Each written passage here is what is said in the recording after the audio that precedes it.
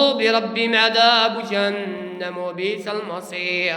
إذا ألقوا فيها سمعوا لها شهيقا وهي تفور تكاد تميز من الغيظ كلما ألقي فيها فوج سألهم خزنتها ألم يأتكم نذير قالوا بلى قد جاءنا نذير فكذبنا وقلنا ما نزل الله من شيء إلا في ضلال كبير. وقالوا لو كنا نسمع نعقل ما كنا في أصحاب السعير فاعترفوا بذنبهم فسحقا لأصحاب السعير.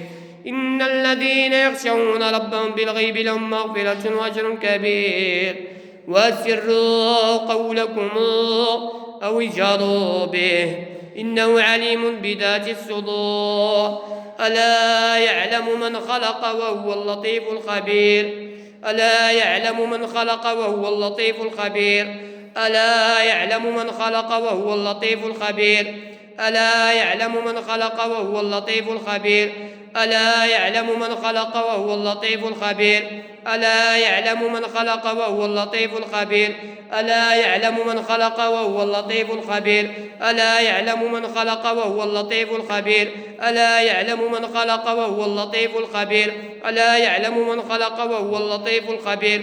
ألا يعلم من خلق وهو اللطيف الخبير. وهو اللطيف الخبير. وهو اللطيف الخبير. وهو اللطيف الخبير. وهو اللطيف الخبير. وهو اللطيف الخبير.